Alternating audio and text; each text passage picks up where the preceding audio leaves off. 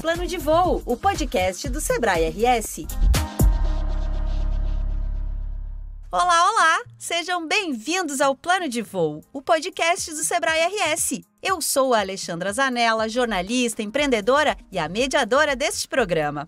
O tema do episódio de hoje, gente, é inovação, velocidade e negócios, de qualquer tamanho. Vamos falar sobre transformação e sobre, é claro, a nova marca do Sebrae RS, o SebraeX. E para compor a bancada especial de hoje, eu convido o diretor superintendente do Sebrae RS, o André Godoy, e Pedro Weingartner, empreendedor apaixonado por marketing, educação e startups. Pedro é autor de diversos livros, o último, lançado no fim de 2020, chama-se Transformação Radical. 6 estratégias que irão revolucionar o seu negócio para ter a inovação como diferencial competitivo. O Pedro é também fundador da ACE, uma das maiores aceleradoras da América Latina. Sejam muito bem-vindos ao Plano de Voo, André Godoy e Pedro Weingartner. É um prazer receber vocês aqui no nosso podcast.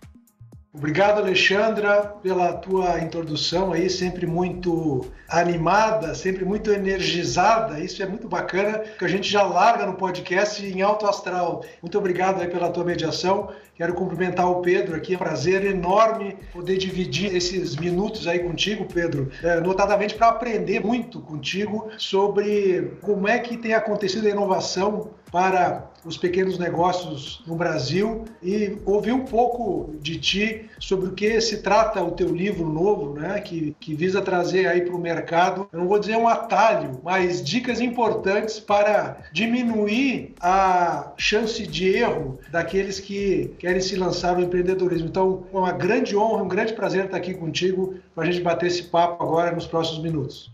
Muito obrigado, André. Prazer estar aqui. Obrigado, Ale, pela introdução. Muito legal poder debater esse tema aí com vocês. Empolgado sempre em gravar podcasts, que é um canal, é uma mídia aí que eu gosto tanto. Eu tenho tirado tanto prazer dessas conversas. Então é um break aqui no meu dia a dia atribulado.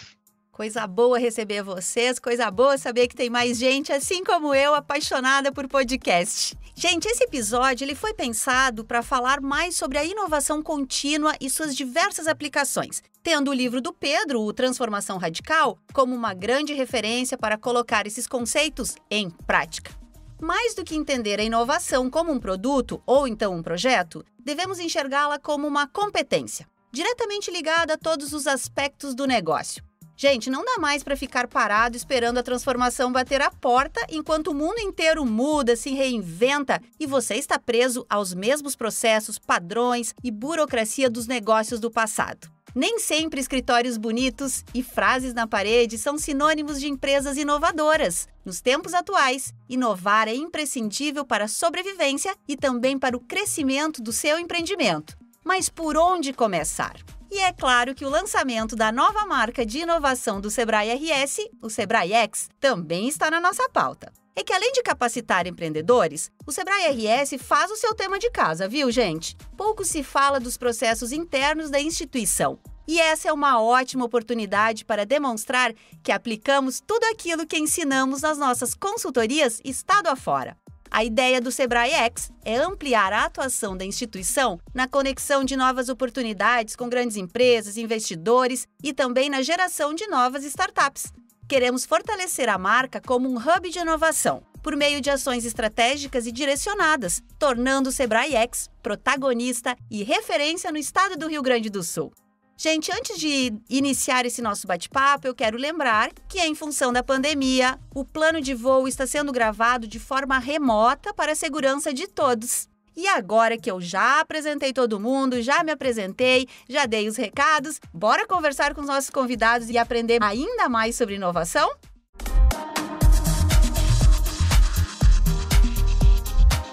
Pedro, eu já abro esse nosso papo te perguntando: qual o primeiro passo para o empreendedor estabelecer uma jornada completa de inovação no negócio?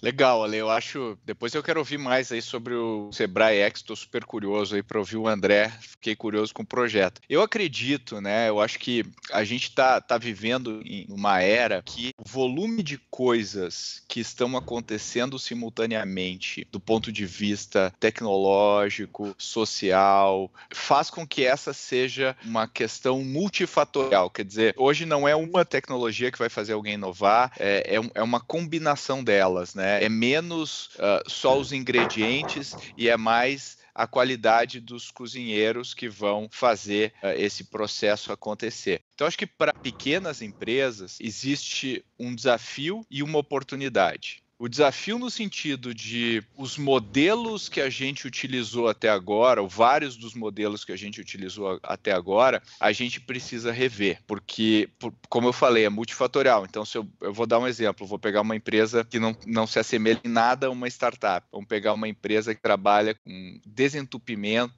residencial, coisa que não tem nada a ver com startups. Essa empresa, a gente acha que basicamente continua operando exatamente da mesma forma. Só que se a gente for pegar como que essa empresa consegue clientes, né? Antigamente ela usava páginas amarelas ou coisas assim, hoje em dia ela já utiliza o Google e outros canais. Hoje a gente tem aí o Get Ninjas, né? Que é uma empresa que abriu capital recentemente. Essa empresa teve que se reinventar na maneira como ela interage com seus clientes, como ela consegue novos clientes e a sua reputação, que antes ficava restrita a uma pessoa ter tido uma má experiência e conta para sua rede, para os seus amigos, agora ela vai ter um review, né? Vai ter uma opinião lá no Get Ninjas, ela vai ter que fazer uma gestão da reputação, ela vai ter que entender como ela pode ser eficiente chegando um monte de clientes o tempo todo para solicitar serviços, né? Se ela tiver feito um bom anúncio. Então, todas essas coisas, mesmo que você esteja atuando na economia mais tradicional possível, que depois a gente até pode entrar, André, juntos nessa, mas que eu acho que é onde tem as maiores oportunidades, assim, tem muita coisa para resolver ainda nessa seara aí do mercado tradicional, né, que é 90 e tanto % do mercado. Então, eu acredito que todo mundo está sendo impactado por essa onda de coisas novas que a gente está vendo. E o grande desafio desses empreendedores é entender como que eu não sou soterrado pelo monte de coisas que eu preciso me adaptar e aprender, consigo focar, executar e gerar resultado para o meu negócio. E acho que é esse que é o paradigma que a gente tem que atuar quando a gente fala de pequenas empresas, né? Você não pode se dar o luxo, por exemplo, de ter uma área de inovação numa pequena empresa. Você é a área de inovação da pequena empresa. Então, você tem que escolher o tipo de inovação que a empresa vai fazer e você não tem recursos para desperdiçar. E aí entram várias coisas que a gente aprendeu no mundo das startups, do método Lean, da gente gastar pouco e testar, experimentar. A gente pode falar mais sobre isso também, mas eu acredito que, de um lado, tem uma complexidade nova e, de outro lado, tem muitas oportunidades que podem ser exploradas. Eu acho que é nesse paradigma aqui que a gente vive hoje. Eu já tenho mais uma pergunta aqui para fazer. Pegando esse gancho, Pedro, que você tá trazendo, eu posso dizer então que temos que fazer uma mudança de comportamento do empreendedor, um jeito de olhar, e eu te pergunto, a pandemia deu uma acelerada aí nesse jeito de a gente empreender, mudar mais rápido, fazer as coisas tomarem outros rumos com mais agilidade? Eu acho que sim, Ale. Acho que a pandemia ela acelerou muita coisa, né, em termos, a telemedicina, que estava lá patinando há anos, começou agora, virou padrão, né, em vários contextos. A gente vê aí os cartórios pedindo assinatura para tudo, agora a gente conseguindo fazer assinatura digital. A gente ainda está se adaptando, né? A gente ainda está rubricando o documento digital, que não faz sentido nenhum, mas são coisas que a gente está lidando, né, de uma maneira bem mais intensa a partir da pandemia, quando ela tirou uma variável. E eu acho que os pequenos negócios foram particularmente impactados pela pandemia, alguns de maneira brutal, infelizmente, e em alguns não tinham como reagir realmente, ou eu não vou dizer que não tinham como reagir, porque todo mundo tem alguma coisa para fazer, mas a margem de manobra era menor. de alguns negócios, já outros souberam se reinventar. Então, quando a gente pega um restaurante, por exemplo, um restaurante que tinha todo o seu negócio estruturado em torno da pessoa entrar no restaurante, comer, pagar a conta e ir embora. E, de repente, isso não foi mais possível. E aí o restaurante começou a pensar, peraí, então, se a pessoa não pode nem entrar no restaurante, nem comer no restaurante, como é que eu lido? E aí vieram todos esses novos canais, né? O Rappi, o iFood e assim por diante, colocando uma forma desses restaurantes se conectarem com os clientes.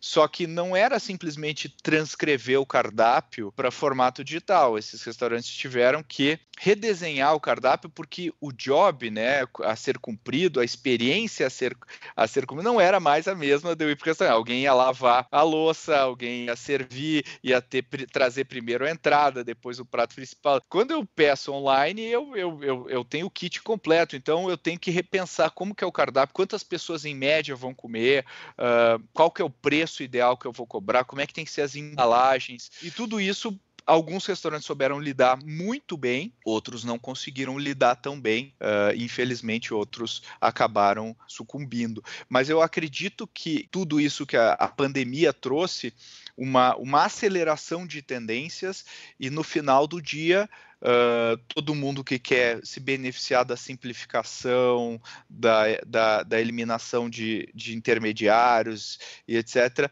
pode se beneficiar dessas tendências. Basta, e aí entra aquilo que você falou no início, basta uma mudança no software mental, né? Na maneira como a gente pensa sobre os nossos negócios, sobre as oportunidades. Pedro, e a gente sabe que falar em inovação para pequeno negócio tradicional é algo ainda muito difícil para as pessoas entenderem isso, especialmente para o próprio empreendedor. A gente sabe que o pequeno negócio trabalha muito na necessidade mais de curto prazo, para não dizer diária, né? Então, é muito difícil para o empreendedor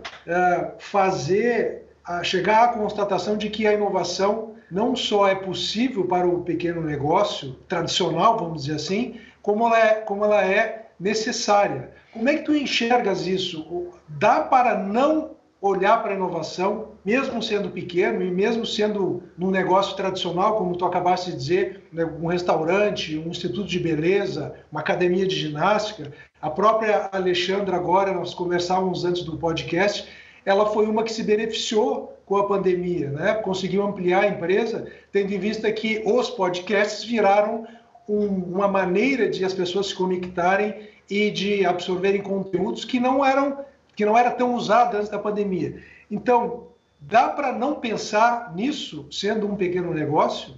Essa é uma provocação interessante, né? Eu acho que os pequenos empreendedores, eles são normalmente soterrados de coisas para fazer, né? Como se já não bastasse a carga de trabalho burocrático que se faz, né, hoje no Brasil, para pagar todos os tributos que eu preciso pagar, para fazer o mínimo, né, necessário. Eu já tenho uma carga gigante, eu tenho um time pequeno, eu não posso contratar todo mundo, eu ainda tenho que pensar mais em inovação, e o que eu gosto de falar para os pequenos empreendedores para simplificar a forma como eles enxergam, e aí respondendo a sua pergunta, né, eu acho que não dá para desconsiderar a inovação, mas eu acho que o como é algo que a gente pode pensar de uma maneira muito simples, e a resposta para isso está muito nos nossos clientes. Então, ao invés de tentar falar de inovação com pequenos empreendedores, eu costumo falar sobre como que estão os seus clientes. Quais que são os problemas deles?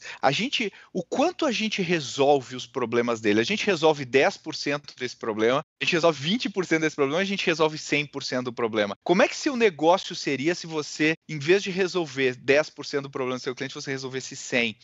Eu acho que essas preocupações ou essa maneira de pensar faz imediatamente a gente se voltar para o nosso negócio, olhar o nosso produto, olhar os nossos canais de distribuição e olhar a maneira como a gente atende esses problemas ou, enfim, o que a gente se propõe a resolver. Então, eu acho que, de certa forma, existem bem mais oportunidades hoje do que existiam há 20 anos atrás e bem mais opções para os empreendedores.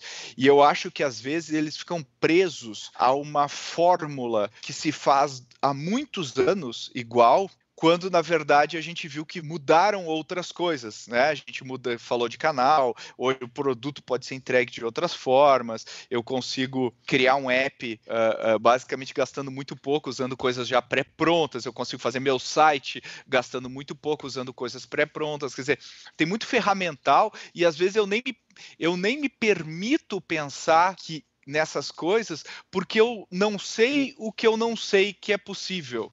Então, os empreendedores acabam não tendo noção do leque de opções que existem para inovar. Então, a minha recomendação sempre para os empreendedores é importante primeiro estudar tudo o que está acontecendo, e eu acho que investir, né, melhor termo, e realmente investir tempo com os clientes é uma forma interessante de vir ideias, né, de vir insights para você inovar. Pedro, bacana essa tua abordagem em relação ao cliente, porque algo que as empresas, os empreendedores precisam se dar conta é que não foram só as empresas que precisaram mudar nessa pandemia em decorrência das dificuldades de acessar os seus clientes, né? Porque logo no início da pandemia e no auge, os protocolos de segurança sanitária no Brasil inteiro simplesmente fecharam as empresas. E essas empresas perderam de uma hora para outra contato com seus clientes, especialmente aquelas cuja relação dependia ou estava assentada muito na troca presencial, né? E aí essas empresas precisaram se reinventar, adotar ferramentas digitais para poder continuar se relacionando com o consumidor, como tu disseste antes. Só que o que aconteceu de mais profundo, na nossa opinião, é que o consumidor mudou. Então, mesmo que a empresa não queira, ela precisa se adaptar a esse novo consumidor que surgiu com a pandemia, que aprendeu a se relacionar com os seus fornecedores, vamos dizer assim, né?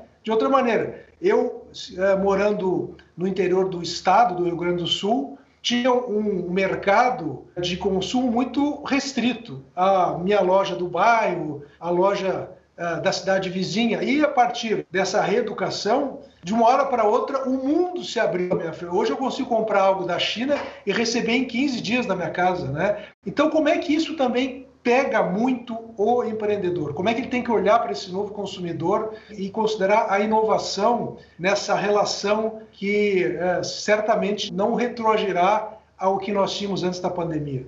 Perfeito. Eu acho que é uma excelente provocação, André. Você falou tudo, né? Se as prioridades dos clientes mudam, muda tudo. E às vezes, e eu conversei com muitos pequenos empreendedores durante o ano passado, né? Porque muita gente sem esperança, muita gente completamente perdida, né? E não só na sua vida profissional, mas na sua vida pessoal, né? Com muita coisa acontecendo, que às vezes não consegue parar para pensar no que está acontecendo de fato, sabe? Aquela coisa, suspira, olha pela janela, e porque o que aconteceu para algumas empresas, o faturamento foi a zero. Mas se a gente olhar os clientes continuaram comendo, continuaram se vestindo, continuaram comprando produtos para casa. O que aconteceu foi a forma que eles compram os produtos mudou e os produtos que eles compram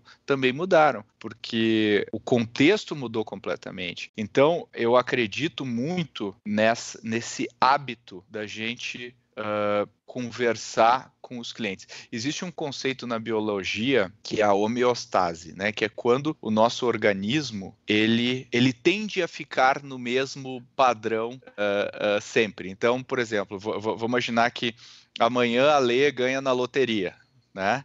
E é isso aí, Ale, estou torcendo por você. A Lê ganha na loteria. E vamos imaginar que ela tem um nível na vida dela, que é um nível, né, de felicidade 7. E ela ganha na loteria, ela fica super eufórica, ela passa um mês, vai viajar, champanhe, carro novo e tal, mas eu aposto, né, pela regra, né, da homeostase, que daqui a 6 meses ela vai manter o seu 7. Mesmo milionária, ela vai manter o 7, porque o organismo tende a se adaptar para a média, né, porque ele já está acostumado. Então, o que acontece? Quando a gente está atendendo clientes, a gente tende a acreditar que as dores, necessidades e problemas dos nossos clientes se mantêm constantes e fixos ao longo do tempo. E a gente não cria o hábito, e a gente simplesmente para de olhar para esse aspecto, e a gente para de olhar os sinais que estão vindo das reclamações, ou dos elogios, ou dos padrões de compra que estão surgindo, o ticket médio, enfim, vários sinais que nos mostram que as prioridades mudaram. Então, em vez de ficar sempre na mesma, eu acho que os empreendedores precisam se colocar esse desafio de entender que talvez tenha mudado muito a realidade dos clientes e eu deveria ir a campo mais e criar um hábito de constantemente falar no telefone, ouvir, entender por quê, né? Eu adoro falar com clientes, eu adoro entender, eu adoro perguntar. Então, essas coisas eu acho que deveriam ser hábitos, porque é aquilo que você falou, se muda a variável cliente, muda todo o negócio, né? Completamente. Muda produto, muda canal, muda tudo, né? Pedro, eu espero que você esteja certo e que eu ganhe na loteria. Inclusive, se você tiver os números para me ajudar, tu pode me mandar, tá, Pedro? Fica bem tranquilo. Combinado, não esquece de mim quando você ganhar, só isso que eu te peço. Tá bem, então a gente pode fazer uma parceria aí. Mas eu achei muito interessante. O Godoy também quer entrar na parceria aí se eu ganhar na loteria, Godoy? Olha, sabe que a abundância é algo desejável por todos, então tô nessa também. Muito bom. Mas brincadeiras à parte, né?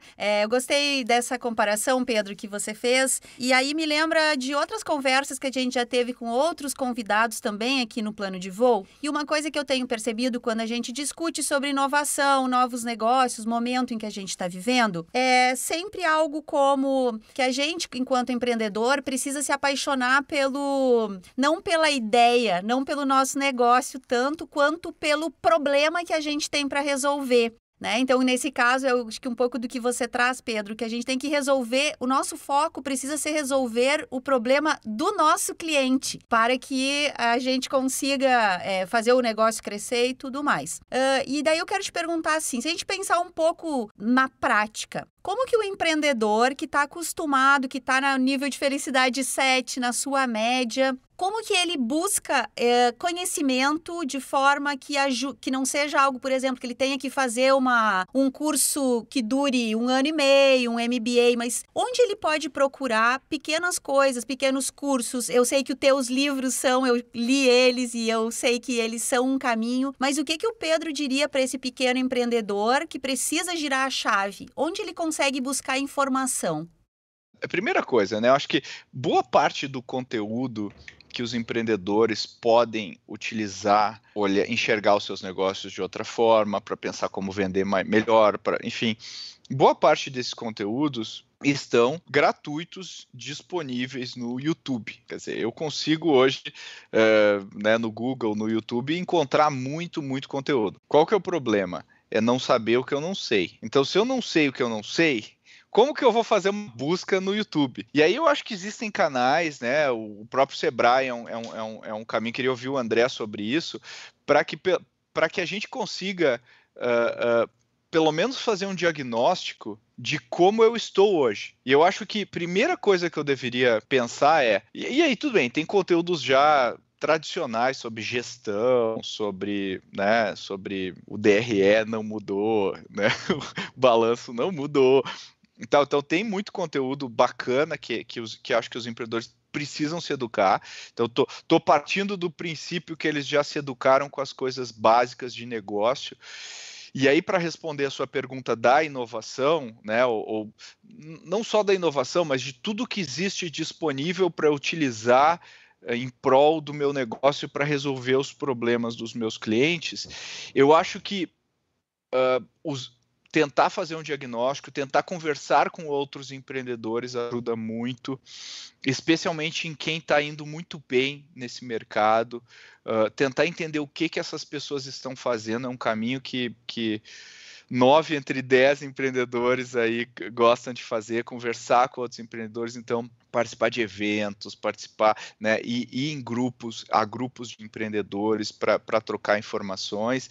E aí, quando se encontra uma área específica que que se pode ter um delta grande aí de melhoria, ou etc., eu acho que ele tem que mergulhar de cabeça, buscando todos os conteúdos e vídeos e mentorias disponíveis para essa pessoa, né? Para esse assunto. Pedro, sobre essa última resposta aí que a Alexandra te fez, invocando aí como é que o Sebrae pode ajudar os empreendedores, né? Existe uma máxima no mercado que eu não sei se ela é considerada tão máxima assim, que é o cliente sempre tem razão, né? E eu falo isso do ponto de vista do Sebrae. Por quê? Porque, como tu bem disseste, às vezes o empreendedor não sabe o que ele não sabe. Então, uma das funções do Sebrae é conseguir ajudar esses empresários a fazerem um diagnóstico sobre o seu negócio, sobre as suas competências pessoais, inclusive, para descobrir onde é que eles precisam melhorar. E aí, então, aportar conteúdos, capacitações, para que eles, então, supram essas carências, né, e consigam, a partir daí, fazer crescer o seu negócio. Então, essa talvez seja uma das grandes virtudes que o Sebrae desenvolve hoje, que é justamente entender, porque às vezes, Alexandre, o empreendedor nem sabe qual é a sua dor, né? E aí entra o Sebrae, então, para tentar ajudá-lo a identificar a dor e aí apresentar caminhos para que ele possa resolver esse problema e, então, desenvolver o seu negócio. Mas, Pedro, eu queria entrar um pouco no teu livro, né? Tem várias coisas bacanas lá. Entre elas estão as dificuldades que o empreendedor tem, e aí eu estou falando agora de empreendedor de qualquer porte, né, para se dar conta de que a inovação é de fato fundamental para o seu negócio progredir. Por exemplo, tem lá a falta de clareza do real impacto que a inovação tem para o seu negócio. Normalmente, eu não vou dizer normalmente, mas não é raro que os empreendedores se deem conta muito tarde de que eles deveriam ter começado antes a inovar no seu negócio. E, às vezes, isso significa quase a morte da empresa, né? Também, e isso em períodos de crise é muito, muito frequente, o foco está sempre no curto prazo. Eu quero saber se vai sobrar algum no final do dia para eu pagar minhas contas. Então, o foco no curto prazo também prejudica a construção de uma visão mais alongada de como é que a inovação pode me ajudar, né? E uma outra que eu acho muito bacana, que também está ligado, eu acho, até a questão da homeostase, como tu disseste, né? Que é a dificuldade do empreendedor se dar conta sobre a velocidade que aquelas mudanças têm para o seu negócio. De forma que, quando ele se der conta, já foi. Hoje já ficou para trás, alguém já tomou o lugar dele, alguém já pegou o cliente dele, né? E aí talvez não tenha mais tempo de se recuperar. Fala um pouquinho sobre esse cenário para nós. Muito legal isso que você falou, e eu acho que, só contribuindo com aquele item anterior, os empreendedores não sabem o que eles não sabem, e às vezes o que eles acham que sabem não está certo. Então, eu acho que é importante eles se educarem ao máximo, né? Eu acho que esse é sempre a recomendação que eu dou para os empreendedores: eduque-se sobre isso e não fique tão focado num único mercado, no seu mercado. Olha para o lado, porque eu acho que tem muito aprendizado com essa inspiração lateral de outros setores, e o Vale do Silício, por exemplo, que se formou diante disso, né? Se fez... por que eu não posso aplicar essa facilidade nesse setor aqui? Por que isso aqui não pode ser mais simples? Por que isso não pode ser mais rápido? Então, acho que isso é um racional legal. E aí, casando com a tua provocação, eu acho que existe uma confusão tão grande hoje em relação a quem é o meu concorrente de fato, né? E a gente acha que o meu concorrente é aquela empresa que eu tô de olho lá e tal. E eu vou dar um exemplo no mundo por exemplo, eu estava hoje falando com empreendedores da área do setor imobiliário brasileiro. E aí são empreendedores que estavam criando negócio digital e preocupadíssimos com a Quinto Andar, com a Loft e tal. E a gente começou a fazer as contas e começamos a estratificar o mercado, e a gente viu que a Loft e a Quinto Andar nem arranham a superfície do mercado imobiliário. nem arranham a superfície. Então, a ilusão desse empreendedor de que estes são os meus concorrentes faz com que ele não tome as melhores decisões. Então, pega assim, quem que é o maior concorrente da Globo? O pessoal fala, é a Record, é o SBT. Não, não é a Record nem a SBT, é o Google e é o Facebook. É para onde vai a grana do anunciante, né, que não vai mais para a Globo, vai para os canais digitais, que essa dupla de empresas aí é um duopólio praticamente do mercado digital. E a gente vê o faturamento da Globo declinante, né, ano após ano, o lucro, né, da Globo caindo, e a gente acha que o concorrente da Globo está ali naquele universo, são as mídias digitais. Netflix, ela não concorre com a Globo no dinheiro, né, que as pessoas pagam. A Netflix concorre muito mais com uma TV a cabo do que com a Globo do ponto de vista financeiro. Ela concorre com a Globo no ponto de vista da audiência, né, e da fragmentação da audiência, né?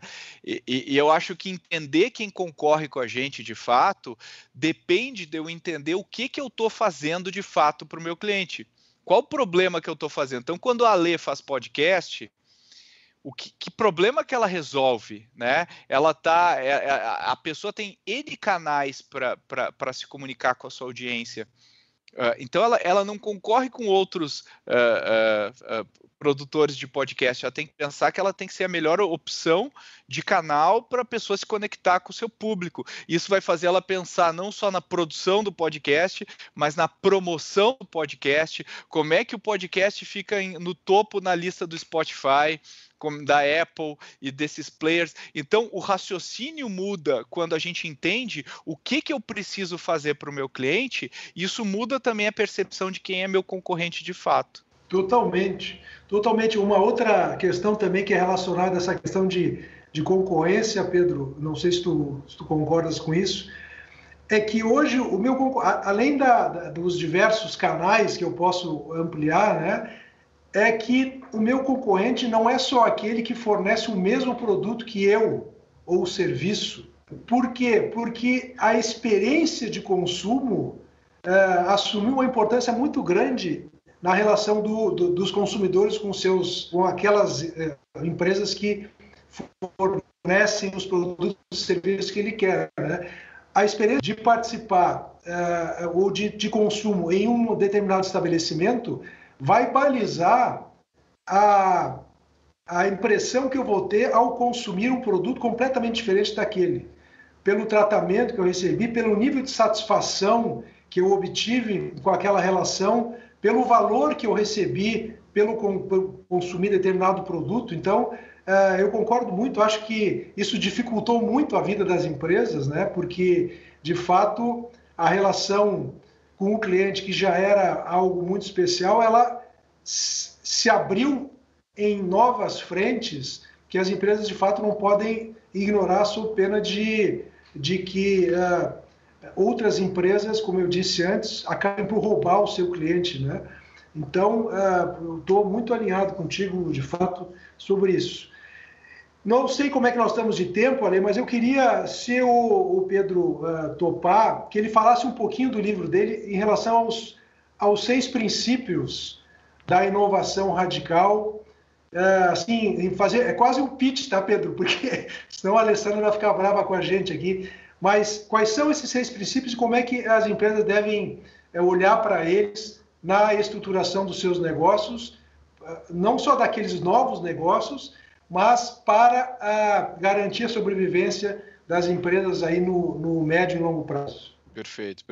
Bom, os 6 princípios, eles foram pensados olhando as empresas do Vale do Silício, não só as empresas do Vale do Silício, mas as empresas mais inovadoras, né, do mundo hoje, e o que elas têm em comum e como que elas trabalham diferentemente das empresas que inovam menos.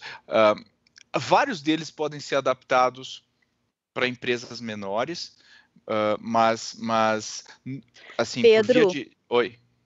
Pedro, me desculpe te interromper, Claro. Mas falhou bem nessa tua última... Claro. Vários deles dizem respeito a empresas maiores, mas as empresas menores também podem se beneficiar de vários desses conceitos. Então, quais são esses 6 princípios, né?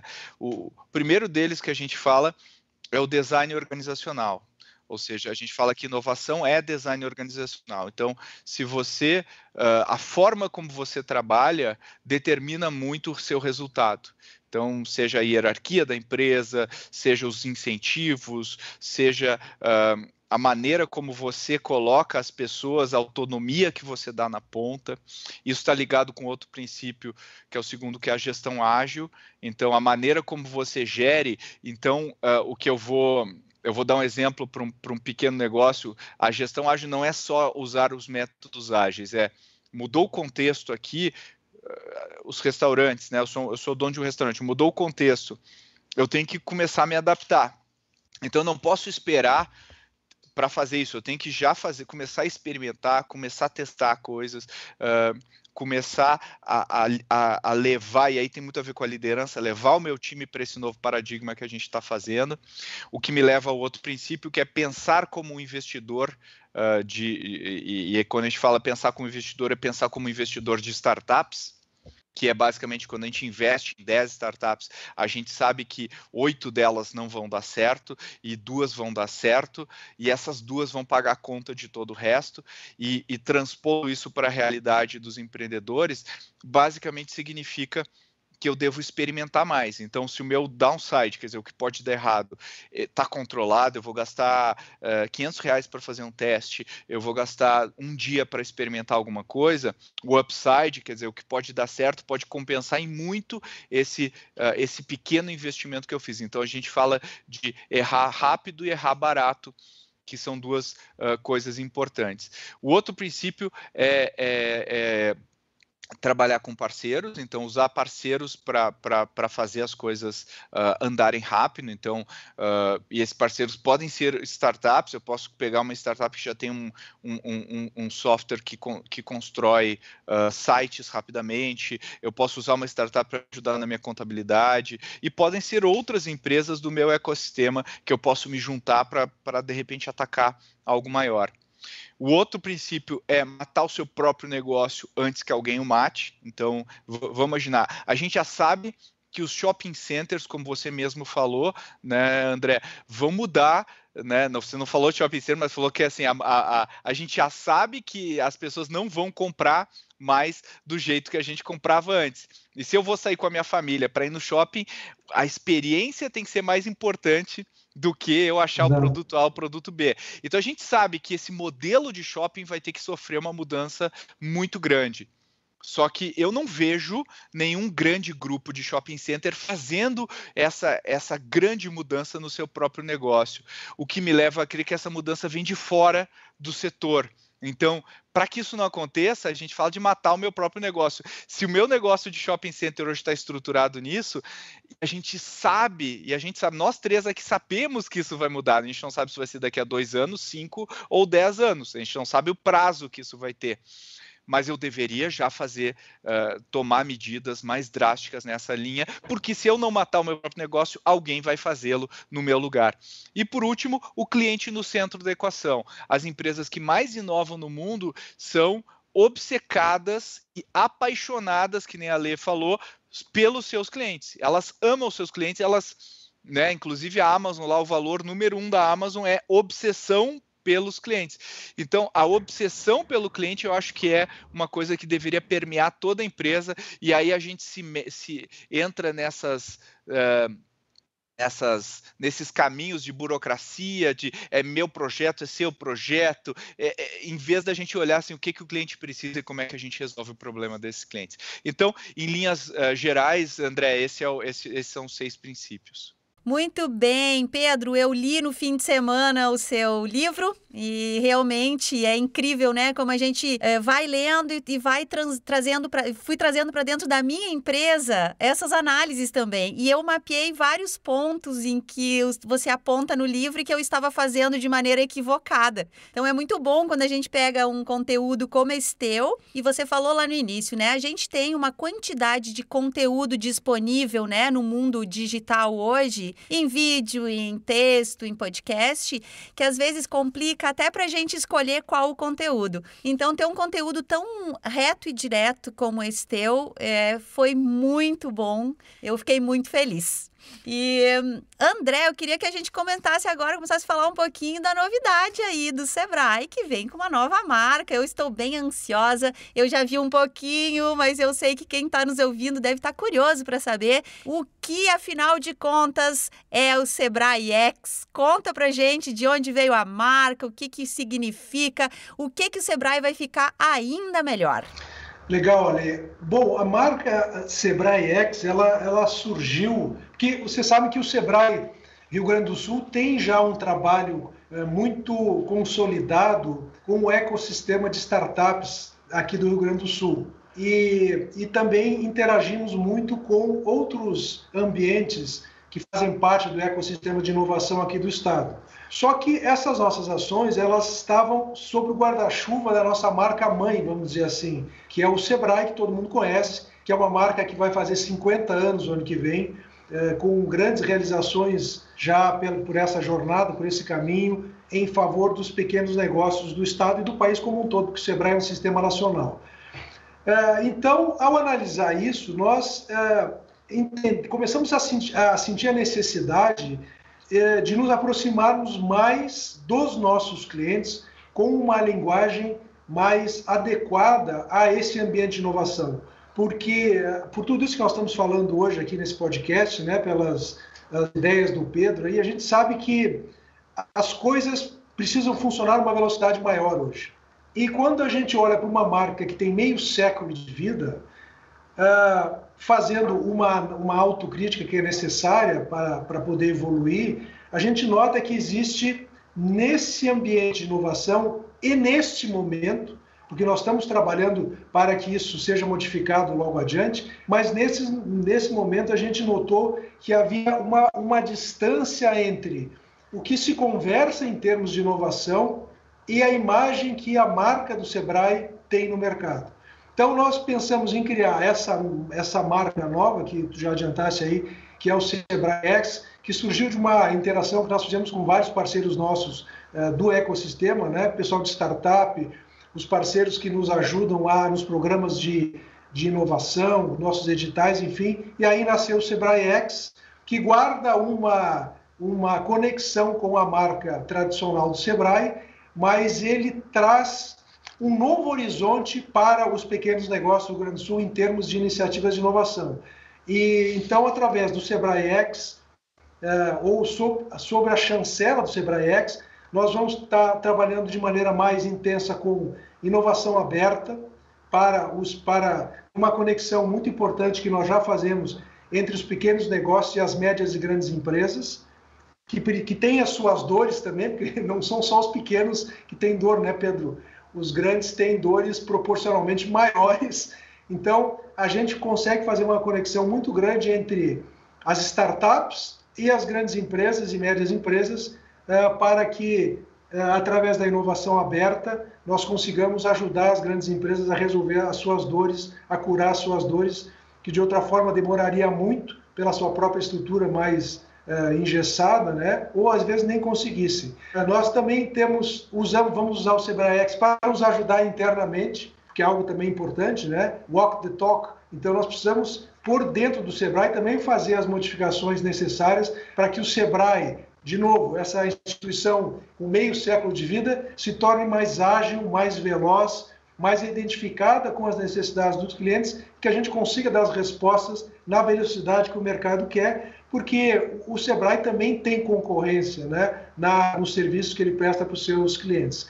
Também essa marca vai nos levar a operar com algumas células de inovação, como é o caso do Instituto Caldeira, aqui em Porto Alegre, que é um ecossistema de inovação que juntou muitos parceiros lá, empresas tradicionais, startups, enfim, e o Sebrae vai estar lá também para levar os pequenos negócios para esses ambientes, vai chancelar uma atuação ainda mais intensa com o nosso programa de startups no Rio Grande do Sul, que nós atuamos desde o início da startup até os processos de aceleração, de captação de investimento, A ACE, inclusive, em algum momento já participou, investindo em empresas que passaram pelos nossos programas, né? Eu acho que o último exemplo que ficou mais visível aí foi a Melhor Envio, né, Pedro? Então, que agora tem uma transação aí muito positiva. Também trabalhamos com a questão dos nossos editais, de programas de investimento que nós temos, enfim, é uma marca que vem para chancelar todas as iniciativas que o Sebrae Rio Grande do Sul tem feito para levar inovação não só para as startups, né, mas para os pequenos negócios tradicionais, que é o grande público do Sebrae. Né? A gente sabe que a inovação é algo sedutor, né? É legal conviver nesses ambientes inovadores, onde a colaboração é uma característica que está muito presente, então as pessoas se sentem acolhidas, conseguem fortalecer as suas redes, como o Pedro colocou no início da nossa conversa também, mas a gente precisa olhar para o pequeno negócio tradicional, né? Que é 99% do público do Sebrae. Então, essa marca também, a gente vai tentar criar uma linguagem mais acessível para que essas empresas se sintam fazendo parte dessa nova realidade que, como nós conversamos até agora, ela é indesviável. Né? Ou as empresas, independente do seu porte, olham para isso como um novo estilo de gestão, ou certamente elas vão ficar pelo caminho. Então, o Sebrae é tudo isso e muito, o Sebrae X é tudo isso e muito mais que nós vamos também descobrir aí ao longo da nossa jornada. Coisa linda isso, André. Eu falo também, estou aqui mediando esse podcast quanto jornalista, mas né, também sou empreendedora, então já falei lá no início o quanto o Sebrae ajudou a eu estruturar minha empresa, eu virar uma empreendedora, sair da carteira assinada e me transformar numa empreendedora. Então, eu tenho um carinho muito especial aí pelo jeito que o Sebrae abraça e atende os empreendedores. E na prática, assim, para quem está escutando, pode ficar preocupado aí, Godoy, que vai mudar alguma coisa no sentido de atendimento das lojas, dos locais. Isso não muda, né? O Sebrae permanece na mesma forma de atendimento, com as suas centrais no interior, aqui em Porto Alegre. Essas unidades físicas, vamos dizer assim, elas continuam, Alexandre, mas eu tenho que dizer que, atento a tudo isso que está acontecendo, e também acelerados pela pandemia, né? Porque lá em março do ano passado, o Sebrae também fechou suas unidades. Foi todo mundo para casa. E aí, como é que a gente fazia? Né? Aí nós, então, fizemos uma reconversão muito rápida e, a partir de lá, nós desenvolvemos muito as ferramentas de relacionamento digital com os nossos clientes. E isso vai continuar. Então, quando tu pergunta, o Sebrae vai continuar atendendo do mesmo jeito? Não. Ele vai continuar atendendo pelos canais atuais, tradicionais, mas nós estamos numa evolução muito significativa e eu diria muito rápida para também atender os clientes como eles querem ser atendidos. E isso não significa que necessariamente isso vai acontecer nas nossas unidades físicas. Né? Então, também sendo coerente com tudo que nós estamos conversando, né? O Sebrae ele está mudando a sua maneira de atender para estar mais perto dos seus clientes, para conseguir fazer diagnósticos mais precisos das dores dos seus clientes. Nós criamos várias plataformas, uma delas é a Nexo, que conversa muito com aquilo que o Pedro falou mais cedo, né, sobre criar canais de relacionamento entre empresas do mesmo ramo, para que elas possam conhecer as experiências dos seus concorrentes, por mais estranho que isso possa parecer, né? Essa plataforma ela abriga empresas de setores determinados para que as empresas possam trocar experiências sobre o que elas estão fazendo, como estão fazendo e quais são seus resultados. E a partir daí voltar para dentro da empresa e aí inovar e conseguir melhorar os nossos processos internos. Então, temos também uma plataforma que criamos, que é a Unio, porque hoje o atendimento do Sebrae eminentemente é presencial, através de consultores, né? A contratação é feita através de editais, é uma coisa ultra burocrática e a gente admite isso e tem trabalhado com isso há algum tempo e agora nós criamos uma plataforma onde os nossos clientes vão poder contratar as suas capacitações, consultorias diretamente dentro da nossa plataforma. Nosso tempo médio de contratação girava em torno de 24 dias, caiu para 16 e hoje, por dentro da plataforma, esse tempo médio está em 3 dias. Há casos, inclusive, que o cliente consegue contratar o seu fornecedor no mesmo dia. Então, o Sebrae não vai continuar atendendo da mesma maneira. Nós estamos nos reinventando também. E aqui, né, Pedro, algo também que é importante, esse gerundismo, né? Nós estamos nos reinventando. Será que a gente está se reinventando mesmo? Eu, com grata satisfação, posso dizer que sim, porque nós já estamos colhendo os resultados disso. Então, nós continuamos atendendo lá nas nossas lojas para aqueles que quiserem ir lá, mas estamos ampliando o nosso atendimento através de novas ferramentas de relacionamento para poder ser mais ativo, mais ágil e entregar mais valor para os pequenos negócios do Estado. Pedro, será que tu vai poder dar uma nota boa aí para esse movimento do Sebrae? Me conta. Eu vejo com ótimos olhos essa reinvenção, né? O Sebrae está fazendo exatamente o que a gente acabou de falar aqui, né? Está olhando para o seu cliente, vendo o contexto e adaptando os seus processos para colher mais resultado, né, para os seus clientes nesse contexto, né? Seus diferentes públicos. Então eu vejo com ótimos olhos, acho que tem muito aprendizado nesse processo, né? Tem muita experiência nesse processo e eu acredito que vai ser muito bem sucedido. Então parabéns aí para o André e para toda a equipe do Sebrae que tá à frente desse projeto. Infelizmente, chegamos ao fim deste podcast. Com certeza poderíamos ficar aqui por mais algumas horas. E eu gostaria de agradecer muito a participação de vocês no Plano de Voo. Foi um episódio repleto de insights importantes para estimular a criatividade dos nossos ouvintes e a minha também. Obrigada, Godoy. Obrigada, Pedro, por tanta generosidade e pelo tempo de vocês. Eu que agradeço. Obrigado pelo convite aí, Godoy e Alê.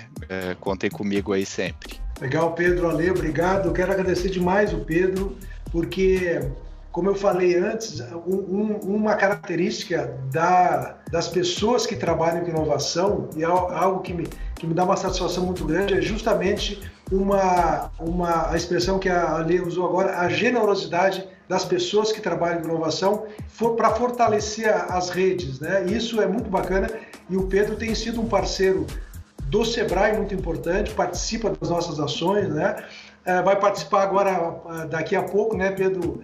Não ele especificamente, mas a ACE vai participar de uma capacitação que nós estamos fazendo para os nossos colaboradores em inovação. Então, eu queria agradecer demais e também pelo que ele contribui para a melhoria do ambiente para as empresas, né? Com todo o seu conhecimento, agora com os seus livros, quer dizer, o conhecimento não fica represado com o Pedro nas suas empresas. Ele transborda e isso ajuda a melhorar as empresas, ajuda a melhorar a nossa sociedade e, no longo prazo, todos nós ganhamos com esse tipo de atitude, com esse tipo de empreendedor que é o Pedro. Então eu fico muito feliz de ter participado desse bate-papo aqui. Valeu, Pedro. Muito obrigado. Obrigado pelas palavras aí, André. Merece. Fiquem ligados nos próximos episódios do Plano de Voo e nos acompanhem nas nossas redes sociais. Obrigada pela audiência e até a próxima semana. Plano de Voo, o podcast do Sebrae RS.